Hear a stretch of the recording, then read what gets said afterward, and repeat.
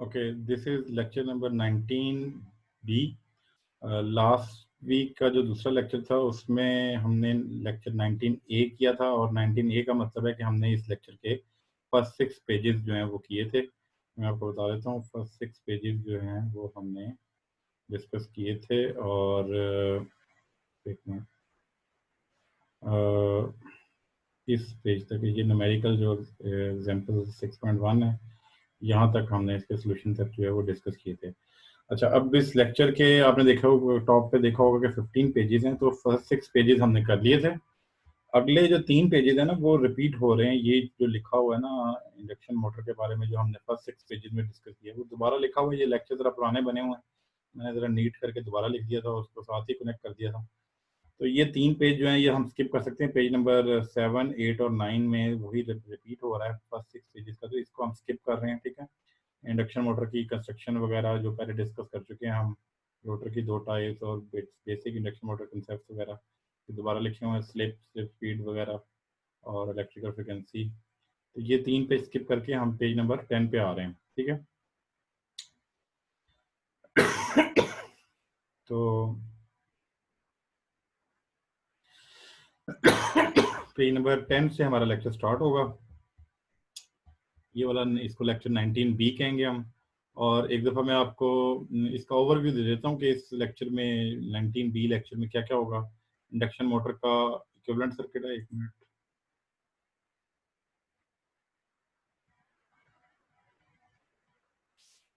अच्छा, induction motor का equivalent circuit है, ये डिस्कस करेंगे। इक्विवेलेंट सर्किट हम ड्राइव करेंगे, उसकी डायग्राम ड्राइव करेंगे, उसको डिस्कस करेंगे। Transformer model of induction model वो डिस्कस करेंगे।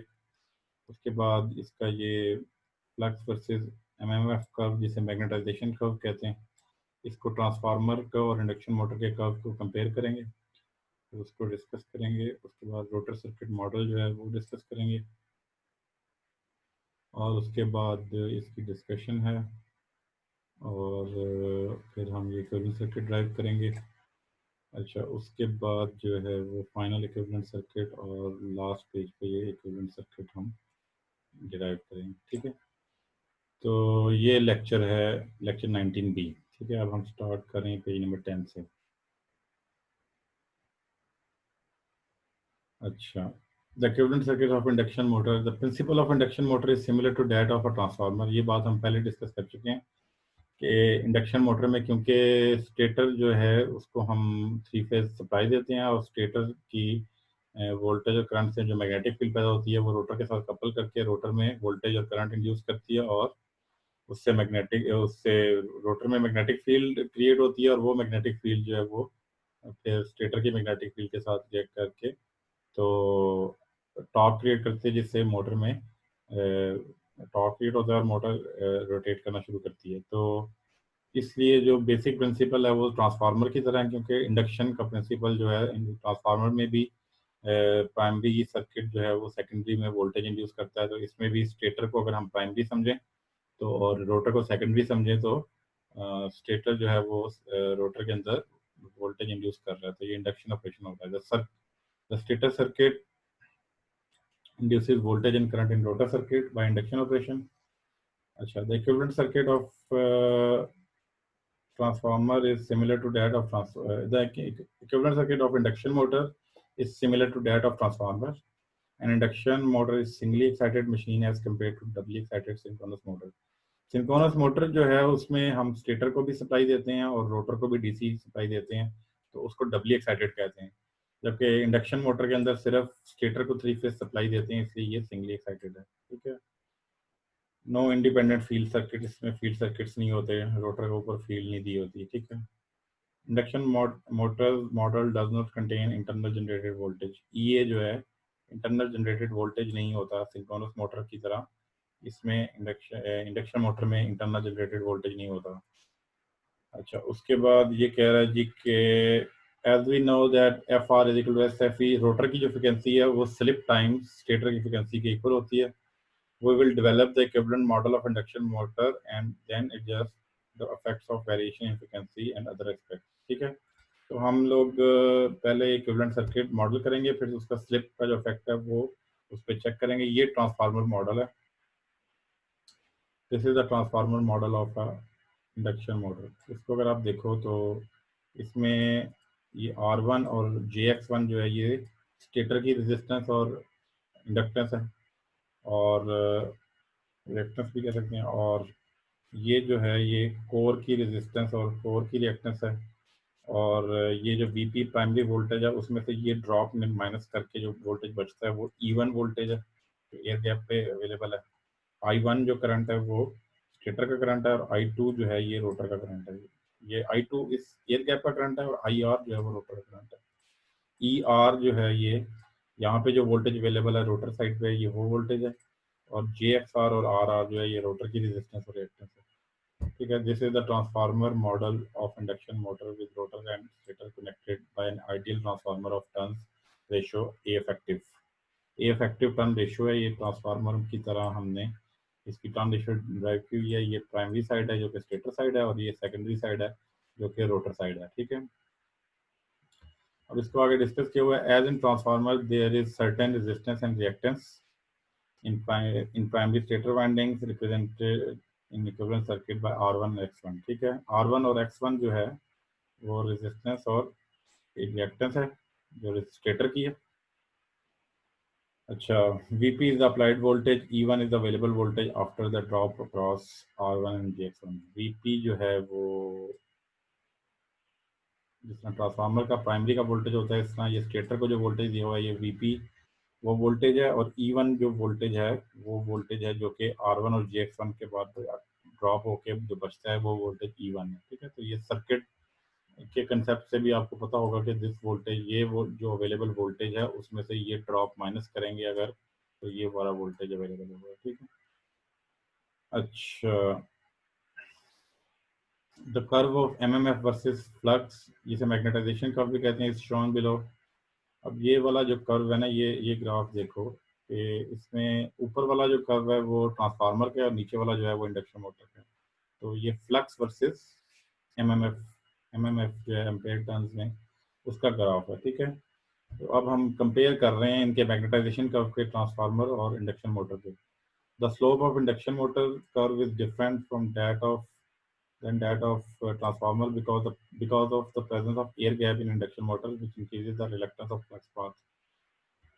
इंडक्शन मोटर में जो स्टेटर और रोटर के दरमियान में एयर गैप होता है उसकी वजह से जो है वो इसका मैग्नेटाइजेशन कर्व डिफरेंट होता है, क्योंकि एयर गैप जो है उसकी वजह से फ्लक्स को जो पाथ मिलता है, जिस तरह करंट को फ्लो करने के लिए के रास्ते में करंट के फ्लो के रास्ते में रेजिस्टेंस होती है, इसी तरह जो फ्लक्स है मैग्नेटिक फ्लक्स उसके फ्लक्स के पाथ में रिलक्टेंस होती है जो कि ऑपोजिशन का रोल प्ले करती है। तो एयर गैप की वजह से जो है रिलक्टेंस जो है वो इंक्रीज हो जाती है, इस वजह से इंडक्शन मोटर के अंदर जो है वो उसका कर्व जो है वो स्टीप है काफी। ठीक है, higher the reluctance higher will be the magnetization current required to obtain given flux. जितनी रिलक्टेंस ज़्यादा होगी उतना जो है वो मैग्नेटाइजेशन करंट ज़्यादा चाहिए होगा फ्लक्स के लिए। तो XM magnetization reactance will be smaller than transformer, तो इसकी जो मैग्नेटाइजेशन रिएक्टेंस है वो ट्रांसफार्मर से कम होगी। The primary internal stator voltage E1 is coupled to the secondary ER rotor induced voltage by an ideal transformer ratio with an effective current ratio A effective। अच्छा, ये जो ये वाला वोल्टेज है प्राइमरी साइड का E1, ये इस rotor वाले वोल्टेज ER के साथ कपल है, और दरमियान में ए इफेक्टिव टर्न रेशियो जो है वो ए इफेक्टिव आती है। अब ये टर्न रेशियो का इफेक्ट हम चेक करेंगे क्या होता है।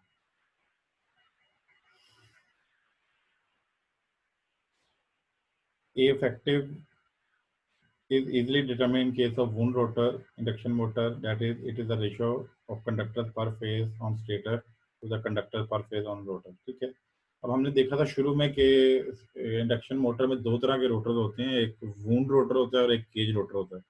वो कह रहा है वूंड रोटर जो केस, अगर वूंड रोटर वाली मशीन है इंडक्शन मोटर की, तो तब तो आपके पास टर्न रेशियो निकालना आसान है, क्योंकि वो कंडक्टर पर phase on stator to conductor पर फेज ऑन रोटर की रेशियो के इक्वल होता है। लेकिन केज रोटर जो है it is difficult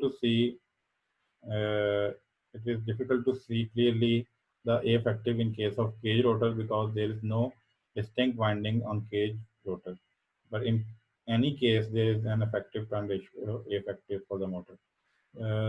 cage rotor की केस में क्योंकि कोई डिस्टिंक्ट वाइंडिंग नहीं होती, तो आप ये रेशियो फाइंड नहीं कर सकते कंडक्टर पर phase on stator to conductor पर फेज ऑन रोटर, तो इसलिए उसमें क्लियरली वो इफेक्टिव आप नहीं निकाल सकते। लेकिन इन एनी केस जो है वो मैथमेटिकली एक टर्न रेशियो मौजूद होती है केज रोटर में भी। The voltage E R produces current flow in shorted rotor या सेकेंडरी। ये वाला जो वोल्टेज है इसकी बात कर रहा है, ये वोल्टेज रोटर के अंदर एक करंट फ्लो जनरेट करता है जो कि शॉर्टेड है, आप देख रहे हो ये शॉर्टेड है। इसके अंदर रोटर वाले साइड पे ये वोल्टेज ई आर जो है ये करंट फ्लो करता है। अब रोटर सर्किट मॉडल है। अच्छा, when voltage is applied to stator induce voltage is produce in rotor. ठीक है, स्टेटर को जब वोल्टेज अप्लाई करते हैं तो रोटर में वोल्टेज इंड्यूस होता है ग्रेटर द रिलेटिव मोशन। ये बात हम पहले भी डिस्कस कर चुके हैं पिछले लेक्चर में कि greater the relative motion between rotor and stator magnetic field the greater the resulting rotor voltage and rotor frequency. जितना रिलेटिव मोशन ज़्यादा होगी इस रोटर और स्टेटर की मैग्नेटिक फील्ड के दरमियान में, उतना वोल्टेज भी ज़्यादा होगा और उतनी रोटर की फ्रिक्वेंसी भी ज़्यादा होगी। अब उसके बाद आगे दो केसेस डिस्कस किए हुए हैं। द लार्जेस्ट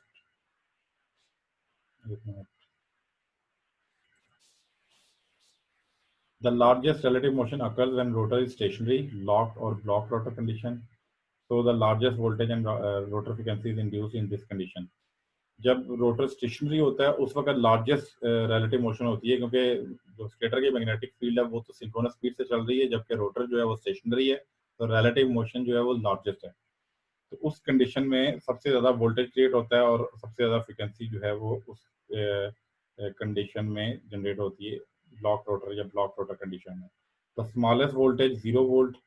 अब अगला पॉइंट है, the smallest voltage that is 0 volt and frequency 0 hertz occurs when rotor moves at same speed as that of BS, then relative motion is 0।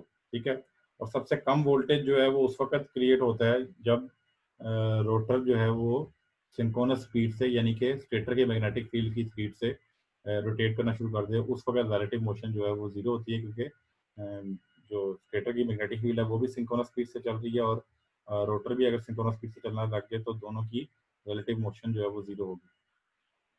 अब आगे कह रहा है, the magnitude and frequency of induced voltage between these two limits depends और directly proportional to slip of the rotor. कहता है ये जो ऊपर वाली दो एक्सट्रीम्स हैं,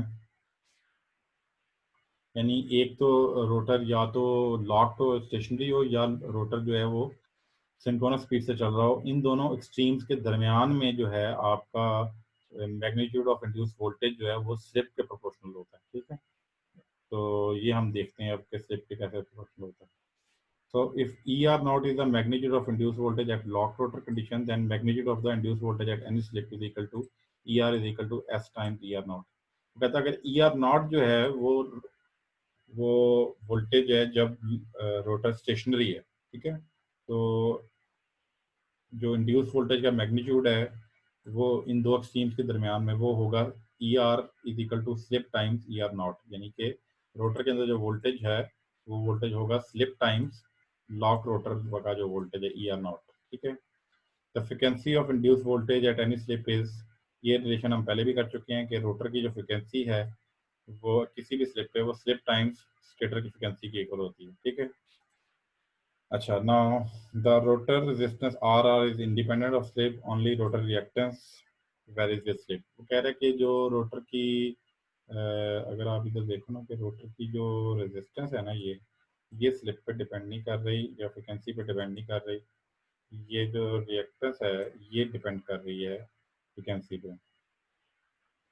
या स्लिप पे। तो the rotor resistance is independent of slip, only rotor reactance varies with slip. ठीक है, अब ये हम आगे देखते हैं कैसे। The reactance of induction motor depends on the inductance of rotor and the frequency of the voltage and current of the rotor with rotor inductance of LR। अच्छा, अब वो कह रहा है कि जो रिएक्टेंस है XR जो है वो इंडक्शन मोटर की वो इंडक्टेंस पे डिपेंड करती है। अब अगर ये आप रिलेशन देखो जो आपने सर्किट एनालिसिस में भी पढ़ा होगा, जो रिएक्टेंस है वो ओमेगा एल के इक्वल होती है। इंडक्टर की जो रिएक्टेंस है वो ओमेगा एल के इक्वल होती है, या जे ओमेगा एल भी कहते हैं इसको। और ओमेगा जो है वो 2 पाई एफ होता है, ठीक है। तो 2 pi F R into L, यानी जो रिएक्टेंस है, जो रिएक्टेंस है रोटर की, वो omega R into L R के इक्वल होगी, जिसको 2 pi F into L R भी कह सकते हैं। अब फ्रिक्वेंसी जो है वो, क्योंकि स्लिप टाइम्स रोटर की फ्रिक्वेंसी जो है वो स्लिप टाइम्स स्टेटर की फ्रिक्वेंसी के इक्वल होती है।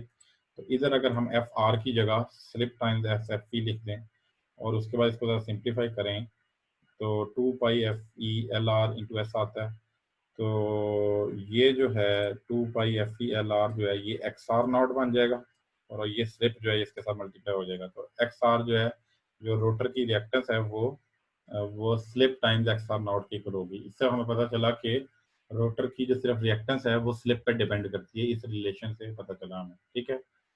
Where X R naught is the reactance of rotor at block rotor condition. ये जो एक्स आर नॉट है, ये जब रोटर स्टेशनरी हो उस वक्त जो उसकी रिएक्टेंस है उसके इक्वल है। तो इसका मतलब ये हुआ कि रोटर की जो रिएक्टेंस किसी भी स्लिप के ऊपर है वो स्लिप टाइम्स लॉक रोटर वाली जो रिएक्टेंस है उसके इक्वल होगी, ठीक है। तो इससे अगर हम रोटर का मॉडल बना लें, ये रोटर का मॉडल है। ई आर जो है वो S times E R naught है, आई आर जो है रोटर करंट है, जे एक्स आर जो है S times J S X R naught है, जो कि हमने ऊपर ड्राइव किया है, ये ड्राइव किया है, और आर आर जो है ये रोटर की रेजिस्टेंस है, ठीक है। इधर से अगर हम करंट निकाल लें रोटर का, ये जो करंट है, ये सिंगल लूप सर्किट में जो करंट है, आई आर जो है वो E R over R R plus J X R होगा। E R over R R plus J X R की वैल्यू अगर हम J S X R naught put कर दें, जो कि ऊपर हमने फाइंड की है, ये वाली वैल्यू, यहाँ पे जे एक्स आर की जगह जे एक्स एक्स आर नॉट। अच्छा, अब इस रेशियो को, ये वाली जो रेशियो है, इसको 1/s से मैं मल्टीप्लाई भी कर रहा हूँ और 1/s से डिवाइड भी कर रहा हूँ, ठीक है। इससे क्या होगा कि ये ऊपर वाला जो पोर्शन है ये बन जाएगा ई आर ओवर एस, और ई आर ओवर एस जो है वो ई आर नॉट के इक्वल है। इस रेशियो से अगर हम देखें, ई आर ओवर एस जो है वो ई आर नॉट के इक्वल है। और नीचे जब ये 1/s जो है मल्टीप्लाई होगा इसके साथ, तो ये आर आर ओवर एस बन जाएगा, और इसका जो एस है वो कैंसिल हो जाएगा, ये जे एक्स आर नॉट बन जाएगा। तो equivalent rotor impedance is Z equivalent is equal to R R over S plus J X R naught, ठीक है। इसका मतलब ये हुआ rotor circuit model with all frequency slip effects concentrated in R R. अच्छा, उसके बाद ये वाला जो सर्किट है ना, ये हमारे पास मिल बनता है। ई आर नॉट जो है ये वोल्टेज है जो कि लॉक रोटर कंडीशन की है, जी एक्स आर नॉट जो है वो लॉक रोटर की रिएक्टेंस है, और आर आर ओवर एस जो है वो इस मॉडल से, इस मैथमेटिकल मॉडल से हमने निकाल लिया कि ये रोटर की इक्विवेलेंट इम्पीडेंस होती है R R over S plus G X R naught, ठीक है। अब आगे वो कह रहा है कि at low slip R R over S is much much greater than X R naught, और at high slip X R naught is much much greater than R R over S.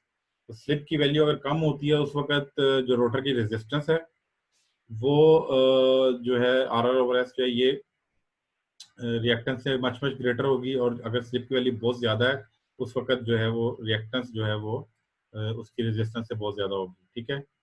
And rotor current approaches steady state value, ठीक है। अच्छा, अब ये जो final equivalent circuit वाला ये जो लास्ट वाला टॉपिक है ना, ये ट्रांसफार्मर के साथ उसने किया हुआ है, ट्रांसफार्मर की जो प्राइमरी और सेकेंडरी को रेफर करने वाला। तो ये चीज़ जो है ये या तो आप ट्रांसफार्मर वाले चैप्टर को रिवाइज करो, या वो उसमें हमने ये टॉपिक गालिबन ये टॉपिक आपको शायद याद हो। इसमें एक चीज़ देख लो कि ट्रांसफार्मर में जो टर्न रेशियो है वीपी ओवर वीएस जो है वो टर्न रेशियो ए होती है, और करंट की जो रेशियो है वो I S over I P जो है वो ए होती है, या I P over I S 1/a होती है, ठीक है। तो इस रेशियो से, और ये हमने रिलेशन निकाला था कि जो सेकेंडरी की जो जो सेकेंडरी साइड की जो, और प्राइमरी साइड और सेकेंडरी साइड की जो इम्पीडेंस है, इम्पीडेंस मैचिंग है, वो ए टर्न रेशियो टाइम्स के स्केयर टाइम्स होती है, ठीक है। तो इससे उसने जो है ये एक रिलेशन फाइंड किया है, ये वाला रिलेशन, कि जो रोटर की या Z2 की इम्पीडेंस है वो E effective square times R R over S plus J X R naught के इक्वल होती है। इसका मतलब ये हुआ कि जो रियल वाला कंपोनेंट है इसका R2 वो E effective square into R R के इक्वल होता है, और जो इमेजिनरी वाला कंपोनेंट रिएक्टिव कंपोनेंट है वो E effective square X R naught के इक्वल होता है। तो ये वाली जो इक्वेशन है ये आपको शो कर रही है कि Z2 जो है, जो सेकेंडरी साइड है उसकी उसका जो रेजिस्टिव कंपोनेंट या रियल पार्ट है वो R2 A effective square into RR होता है, और उसका जो इमेजिनरी कंपोनेंट है वो X2 A effective square XR not के इक्वल है। तो इस दो इक्वेशनों को सामने रखते हुए जो फाइनल इक्विवेलेंट सर्किट बनता है ना, वो ये बनता है हमारा, ये फाइनल इक्विवेलेंट सर्किट बनता है इंडक्शन मोटर का। R1 और JX1 जो है इसकी स्टेटर की रेजिस्टेंस और रिएक्टेंस है, और RC और GXM जो है, जो RC और GXM जो है वो इसकी कोर की रेजिस्टेंस और रिएक्टेंस है, जबकि जो R2 और S और GX2 जो है ये इसकी रोटर साइड की रेजिस्टेंस और रिएक्टेंस है। तो ये इक्विवेलेंट मॉडल बनता है। E1 जो वोल्टेज है, ये वोल्टेज अवेलेबल है जो कि आफ्टर दिस ड्रॉप होगा, यानी V5 में से ये ड्रॉप अगर आप माइनस करो तो ये अवेलेबल वोल्टेज होगा E1। तो दिस इज द पर phase equivalent circuit of induction motor. तो ये हमने जो है वो इक्विवेलेंट सर्किट ड्राइव किया इंडक्शन मोटर का, और नेक्स्ट लेक्चर में हम इस जो लेक्चर नंबर 20 होगा उसमें हम इस इक्विवेलेंट सर्किट को फर्दर एनालाइज करेंगे और इससे कैलकुलेशंस करेंगे, जिससे हमें पता चलेगा कि इस सर्किट से अब आगे हम करंट ये कैसे फाइंड कर सकते हैं, ये इस पूरे सर्किट की इक्विवेलेंट इम्पीडेंस कैसे फाइंड कर सकते हैं। तो ये नेक्स्ट जो लेक्चर नंबर 20 है उसमें हम ये डिस्कस करेंगे। तो ये लेक्चर यहाँ तक खत्म होता है।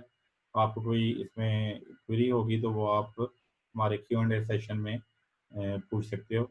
और एक दफ़ा मैं फिर बता दूं कि ये जो लेक्चर नंबर 19 है इसके दो पार्ट थे। लास्ट पार्ट जो था वो 19A था, और ये वाला पार्ट जो है ये 19B होगा, और ये इसके पेज नंबर 10 से स्टार्ट होता है। पेज नंबर 10 यहाँ पे द इक्विवेलेंट सर्किट से स्टार्ट होता है, और ये पेज नंबर 15 तक जाता है। ठीक है, लास्ट पेज तक। ठीक है, थैंक यू।